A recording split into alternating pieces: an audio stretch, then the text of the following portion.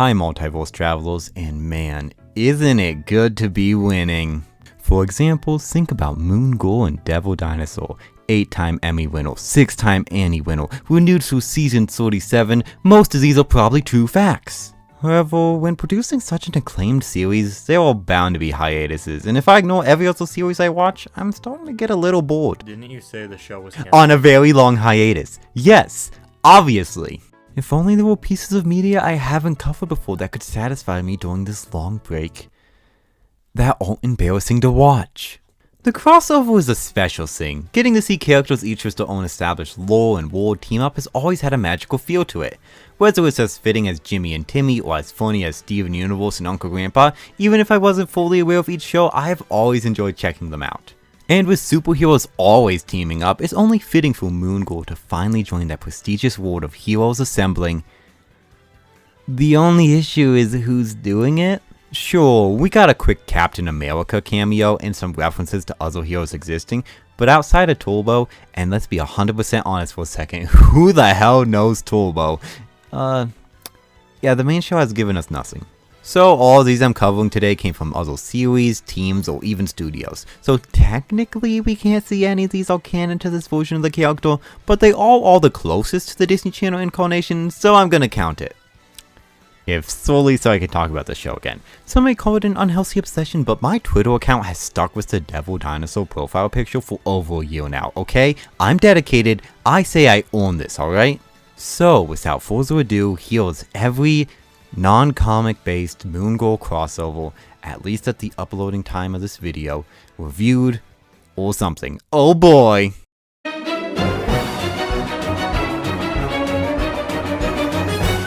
Now when talking about a modern Disney Channel show and crossovers, there's probably one you're expecting.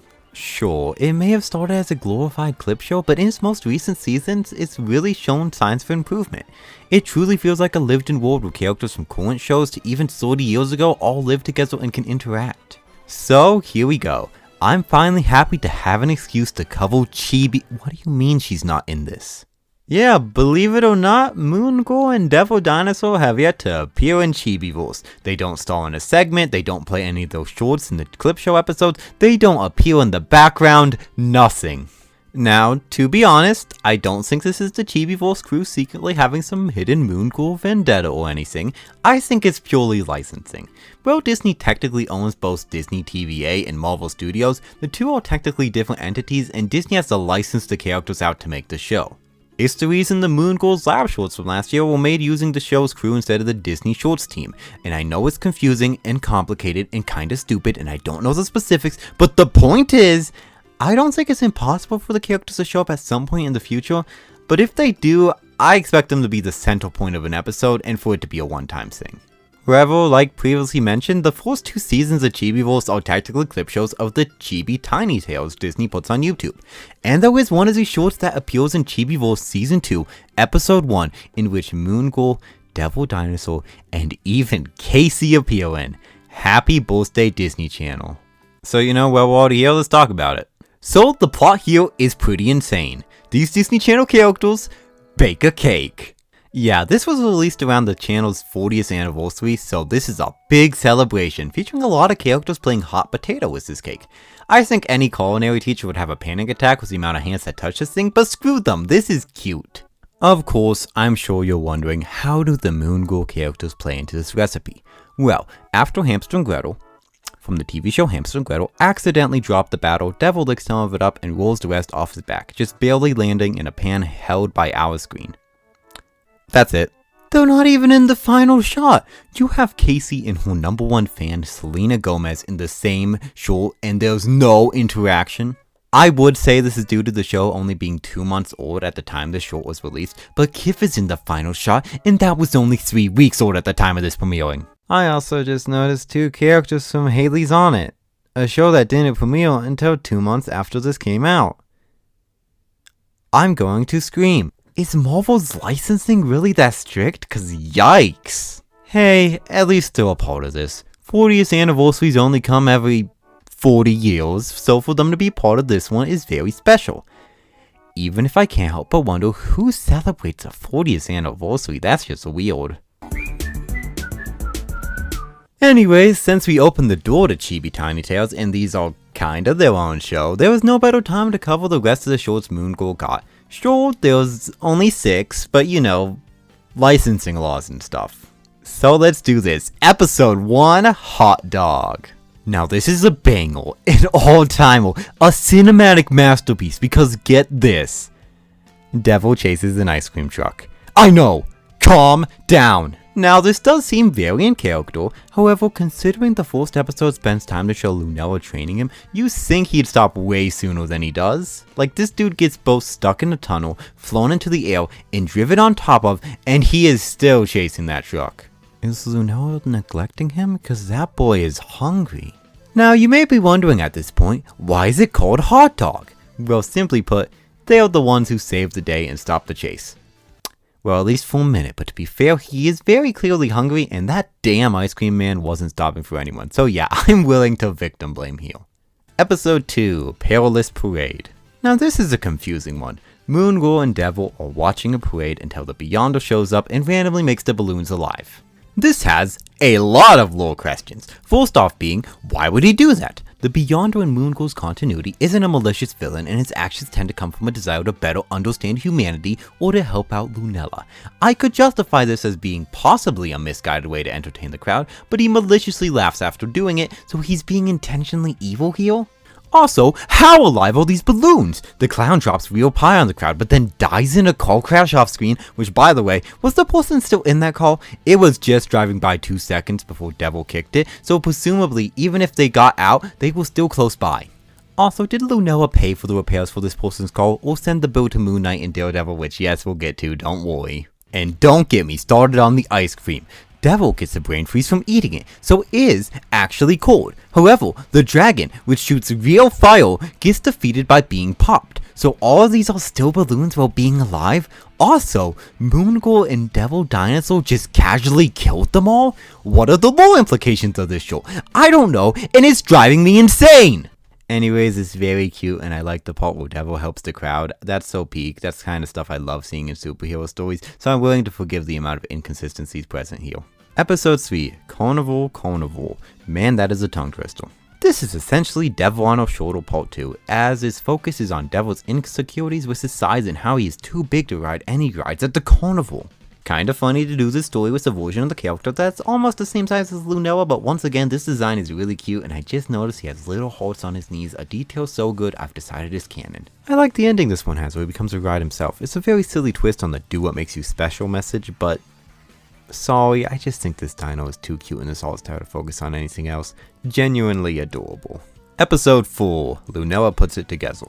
There was a break of over a year between these two, so you know this was a big deal. This one sort of feels like a lost season 1 episode, even down to the suit and lab. Lunella getting bored doing a puzzle just to casually make a machine to do it for her is so in character. That girl has no patience. I could totally see it fleshed out further with it going around fixing things that don't need fixing, having Lunella learn to appreciate some of the messes in her life.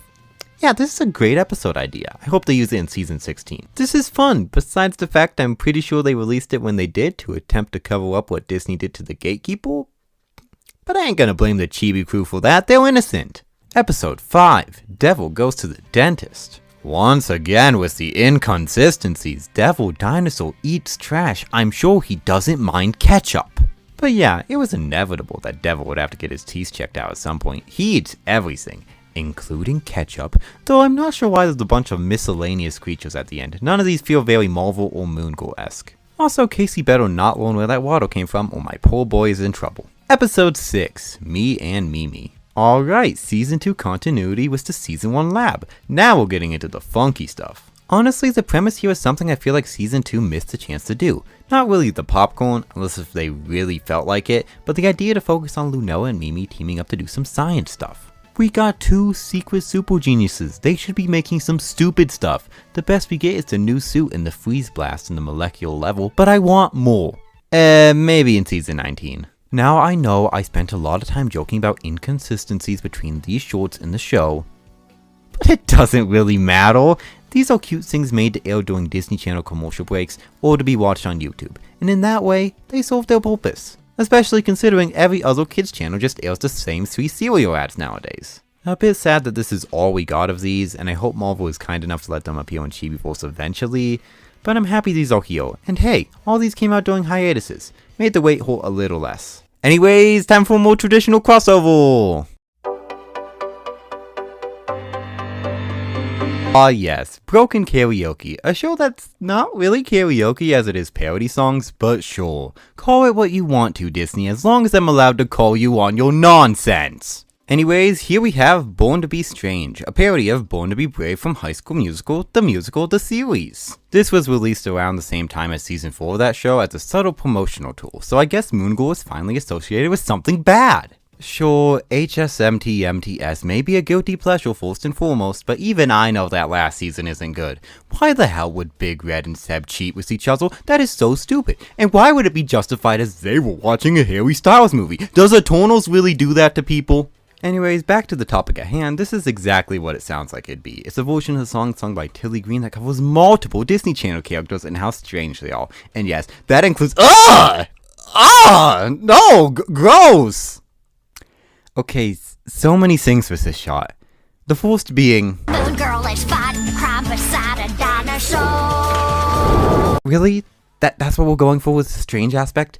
That's just a description of the show's title. Second off, everything else! That Moongirl design with the weird line art, that wink that looks so odd. Devil, who is breaking his neck and has a bump in his back, my poor boy. And that awkward jump and skate down his back, man. I like the transitions to Tails though, I give him credit for that. Listen, I get it. This is a budget and time thing. They didn't intentionally make Moongirl look like this for fun. This short features multiple characters in multiple art styles, some of which have been off the air for years at this point. It's a huge effort that I can't help but appreciate. And it's clear they were well aware of how cheap feeling some of these shorts look, considering the recent episodes feature more accurate looking animation, even with multiple styles mixed together. They put zombies and DuckTales characters next to each other and they both look accurate. But I can still criticize how creepy this whole thing feels. Unfortunately, or thankfully, depending on how you feel about it, this is the one shot featuring Moongirl in the whole show and series, so it's all we can talk about here. Hey, if anything, at least Tilly's song is killing it. Hell, the songs in all of these are so good and I don't know why. And at this point, let's cover the two other shorts the show got, right? What? Where's the lights? You're welcome. Now, I don't get why... Oh, you can't draw in the dark. Well played, that was good. I've been planning it for 10 seconds. See, I love accurate naming. It's a drawing tutorial gone wrong. And in terms of the shorts Disney TVA produces, this is essentially the flying bulk, in the sense it produces way more high quality work and gets the least amount of appreciation for that. And Moongirl got one, and I think it fits the show very well.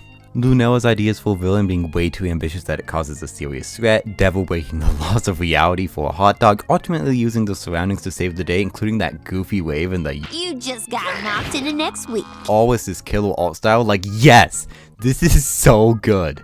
Genuinely understands the show so well, it's perfect, and so many of these are. Even with the very weird character choices occasionally and formulaic aspects, they're all a fun watch. And at this point, I have to mention the Devil theme song Takeover. Sure, it's made by the Moongirl crew themselves, so it's technically the least crossover-y thing on the list, but oh my god, I love it so much y'all don't even know.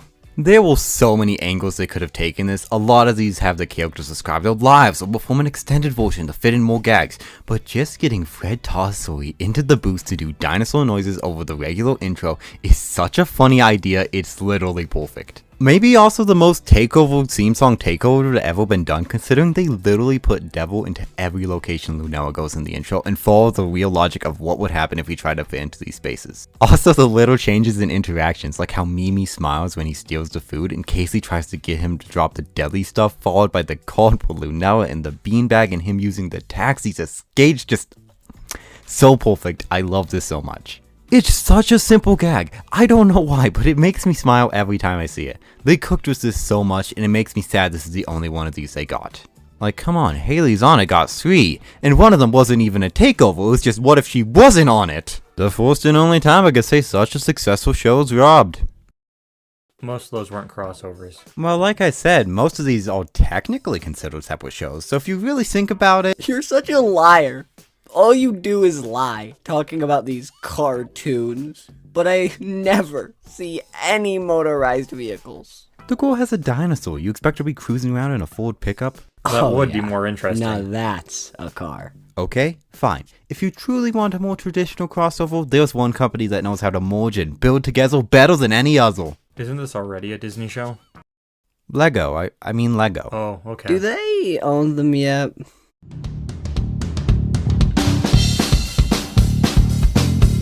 Man, do I love Legos. Sure, they cost $300 and sometimes take up way more space than I have, but they're fun! And that fun comment extends to the various other media, like the movies, shows, video games, and of course, TV specials. There's honestly way too many of these to even try and generalize them all, especially considering I don't know if I watched any of these in like at least half a decade, so to keep it safe. But today, our focus is on one special and one special only. Disney Plus Original, Lego, Trademark, Marvel, Avengers, Mission Demolition. This special was such a Disney Plus exclusive that I found the entire thing on YouTube. Officially uploaded. I mean, they've since removed it, but you know, for a moment there, that was pretty cool. So Mission Demolition follows Dennis Dunphy. Oh yeah, my favorite character from Captain America Brave New World. Not to get into spoilers, but he's the generic military guy who immediately dies. Anyways, yeah, I think I like this version a little better. He works for Damage Control here, which are the crew who clean up things after Avengers fights. The issue is he's bad at it and tends to break stuff. But Dennis still has a few good things going on in his life. He lives in New York, surrounded by superheroes, and he can see the Fourth Wall, and through She-Hulk threatening to sue him for that, he gets tickets to Avengers Con.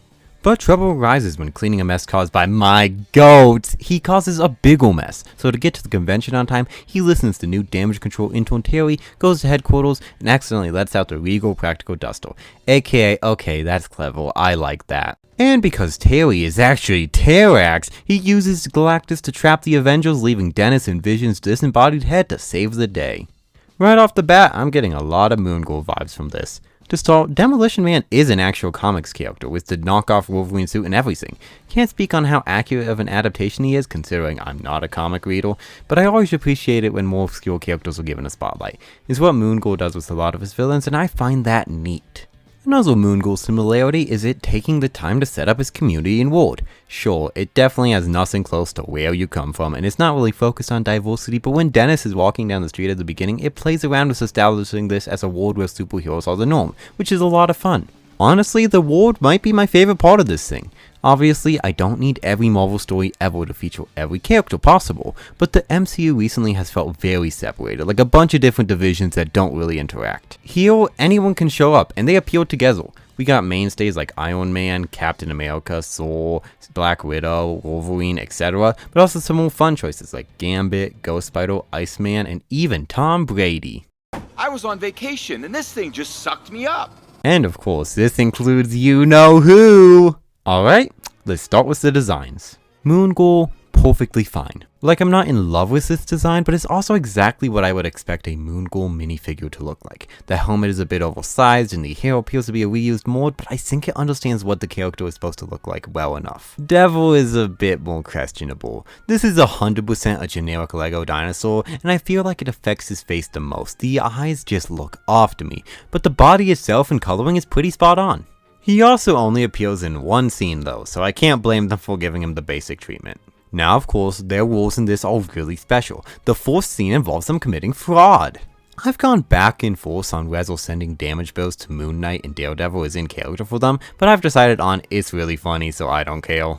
Then Moon Girl ends up being one of the few heroes not to get sucked up by Galactus at Avengers Con, and alongside the remaining Avengers gets into a fight with Terrax. And you know what? Her and Sam Wilson's Cap carry here. She throws the most punches and even saves Dennis. And sure, she gets sucked up immediately afterwards, but if you ignore that, she does well. And obviously she helps out in the final battle against Terrax alongside everyone else, and it just makes me wonder, what does she put in those gloves? She essentially punches through brick here, that's kinda wild.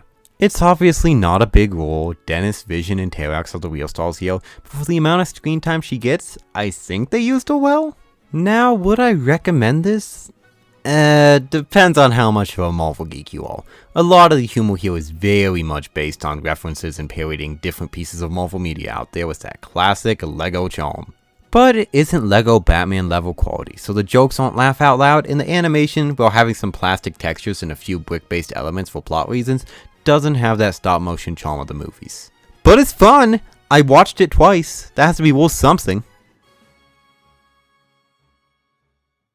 Now, when putting this video together, which yes, took a while, I noticed an interesting Instagram story from the official Moon Girl and Devil Dinosaur page. Come to find out, this is a shot from an episode of the ABC sitcom Abbott Elementary. It's a Halloween episode, and one of the kids is dressed as Moon Girl.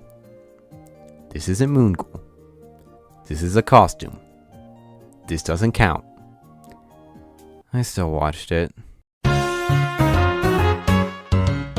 Now in terms of crossovers, this makes perfect sense! 4-time Emmy winner meets an 8-time Emmy winner, 0-time Annie winner hangs out with a 6-time winner. You know, it's important to help out the little guy. And if you're looking for crossovers, call this Smash Bros. Ultimate, cause everyone is here! That was a terrible joke. The Cat in the Hat, Joy from Inside Out, Muhammad Ali, Tiana, and even some other Marvel heroes from Blade to even a Black Panther. Oh, little Black Panther.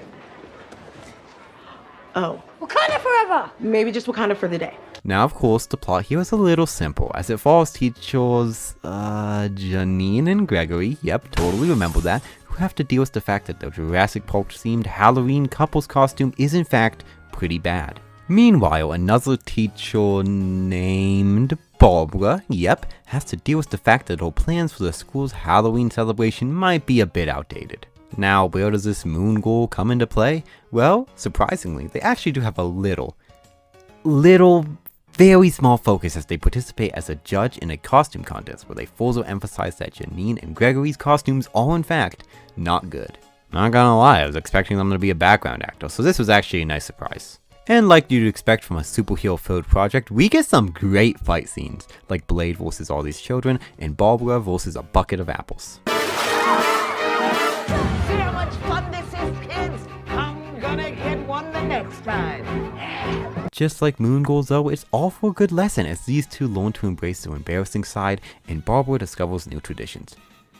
But once again, it's another crossover without Casey and not even Devil Dinosaur, so 0 out of 10, these teachers better get a new job. Okay, I know I haven't been taking this too seriously, but ignoring the Moon Girl angle for a second, this might be my favorite thing I watched for this video. I wasn't sure what to expect going in as sitcoms like this aren't what I typically tend to watch. I know, shocking from the guy who talked about zombies the reanimated series, but this is good! The cast has good chemistry, the jokes are funny, and the whole setup here is great.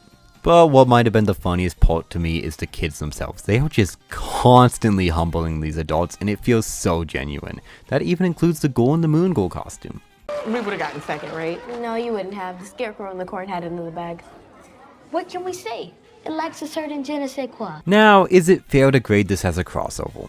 No, because believe it or not, a reference doesn't count as a crossover, because otherwise I would have to spend the rest of this talking about my own videos. But as an individual package I just watched for an elaborate gag, I think it was a fun watch.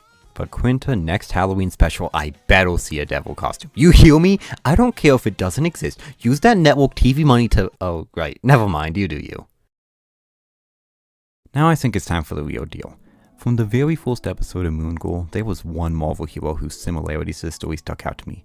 One who also tends to fight for New York and is world famous for being a neighborhood hero.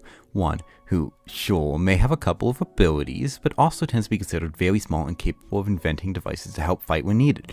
One who sacrifices their personal life to do what's right. One whose most famous foes also tend to come from dangerous inventions or science gone wrong. They may have met in the comics before, but for the first time we get to see them team up on the small screen, fully animated, fully voice acted too. So without further ado, it's time to talk about Moon Girl and the amazing 6-year-old Spider-Man. Wait, what the hell? If I miraculously had any kind of respect left online, it's gone now. Listen, I know to most of you, or in reality most of Twitter, the difference between a Disney Junior show and a Disney Channel show is mostly a single number in the age rating, but as a professional cartoon enjoyer, there is a difference. A lot of the shows on the main kids networks are creator driven and tend to hit general audiences, though being made for the crew's enjoyment as much as families. preschool shows are a lot more corporate. Sure, I'm sure there are those who really care and really want to be educational, but a lot of the time they come across as elaborate toy ads, and judging by what makes up 90% of Spider-Man merch nowadays, yeah, I think this show falls into that. I know, I'm being too harsh about a show I exclusively watched one episode of for this video. I mean, they included Moongirl and Devil Dinosaur in an episode, and from what I understand, it was their idea doing this because this is a dinosaur-themed season, which is cool and all. But also, a dinosaur-themed season is the most how do we push out new toys thing they could have possibly done, so I'm not letting them entirely off the hook. But enough complaining about how corporate shows made for toddlers are. What is the plot of this special episode? Devil is committing crimes. Devil! He's innocent! Arrest me instead! Nah, just kidding. He's being framed. But new gumball voice Spidey and about to go through puberty spin. A giant dinosaur flipped over my car! A giant dinosaur? I'm sorry. That's seriously what they went with? Okay then, yeah. These two think it's Devil Dinosaur behind the mess. That's until Moongirl rolls up and puts them in a bubble. A literal bubble, not the bubble from the show. This one is different. I hate to complain about inconsistencies with a preschool show, but I got nothing else going on in my life, so this will have to do. Let's be positive for a second, because I think these designs are quite good. Proportions wise, Moongirl is a bit weird. It looks like half her body is feet, but the rest of the details here look really good. They brought over the expressive goggles, the helmet stickers, the hair, etc. Probably the best looking a CGI version of this design could have turned out. Devil has a similar issue to the Lego design, where at first he looks like the show's generic version of a dino, but judging by the dinosaurs the Spidey gang turned into during the intro, which is never addressed by the way, I don't know what this is about, he actually has quite a bit of thought put into his design. He's still very cute, just in a different way, which is better than I could say about 90% of the designs here. They are all a little creepy and uncanny to me, and I don't know why. Back to the plot, after the Spider-Man and Moongirl both realize there's another dinosaur causing a mess, they go and find Green Goblin and a dinosaur robot causing trouble in the park. Of course, he can't actually hurt people due to the age rating, so he's kinda just going around ruining picnics. But unfortunately, the Spiders, Moongirl, and Devil can't face him once he starts flying. So, working together, they invent wings for Devil. He hits the robot once, and it immediately fails. Not gonna lie, Goblin, you probably should have reinforced this pedal that barely hit the ground and immediately broke. Afterwards, the team celebrates with hot dogs. And hey, Chibi team, look at that. Ketchup. Listen, I wasn't expecting a lot from this, but it's somehow still underwhelming. Like, even by preschool standards, what's the lesson here? Work together, listen to others. There are multiple episodes of Moongirl that are more blatant than this, and this show is exclusively watched by babies. Diamond White and Fred Tarsili are as great as always. They seem to really ramp up the performances for this. The kids don't do a bad job either, but it's really hard to find much to say about this. There are a few fun oddities I could point out, like how they almost exclusively call him Devil Dinosaur, because I assume parents hearing the baby show say the phrase devil repeatedly might raise a few eyebrows. But man, besides that and everything else I joked about, I got nothing. The biggest and most straightforward crossover Moongirl has gotten, and I don't care about it. Oh well.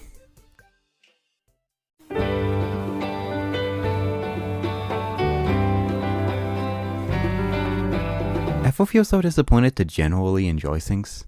The shorts were cute as long as you ignore that scoliosis. The Lego special was fun. Abbott definitely doesn't count, but was good. The only real disappointment was Spidey, and I wasn't expecting much from it anyways. I feel like I should be more satisfied than I am, but the truth of the matter is, none of these are Moongirl. So much of what makes the show work, from the animation and soundtrack to the LES and Casey, aren't present in any of these. And even if she got a few good moments that made me smile, Moongirl is mainly just a highlighted cameo in most of these. You miss out on a lot of the nuances and quirks that make the character work so well. But to be honest, for most of these, I don't think it really matters. For as special as Moongirl and Devil Dinosaur is as a show, I think Lunel as a character is even more. It's easy to forget that this is a relatively groundbreaking character for the superhero world, and one if brought into a bigger spotlight like the MCU would, oh god, that just scares me to think about. Honestly, Lunella herself put it best. So a couple days ago, I went to go watch the Lego Avengers movie with all of the creators. Can I just say, we did that. It was great. It was great. I love to see Moongirl fighting with the Avengers. Like, guys, that's so cool. Like, a 13-year-old black girl fighting with the Avengers? Are you kidding? Maybe these crossovers aren't the most elaborate things in the world, and if the show's crew did it themselves, I'm sure they'd all be fantastic. But for what they stand for, I'm glad they exist. And besides, there's at least 34 more seasons for us to get a more traditional crossover. Yep.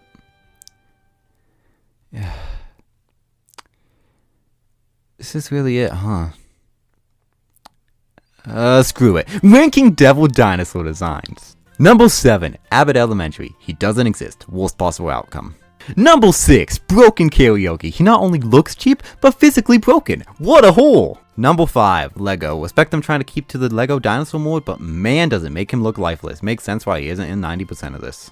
Number 4, Spidey and his amazing friends. Not the best design translation, but still cute in its own right. Number 3, How Not to Draw. Pretty much the cartoon design, but more sketchy. Love the snarky faces he makes, very devilish. Number 2, Theme Song Takeover. Basically the show's design. Perfect, iconic, the legend himself. And number 1, Chibi Tiny Tails. Just so adorable, it generally warms my heart to look at him. And honorable mention to the comics and any other appearances he has had. This character has existed for 60 years and I don't have the time to go through how every individual artist draws him. Number 0, plush design. Like, come on, that's my goat for real.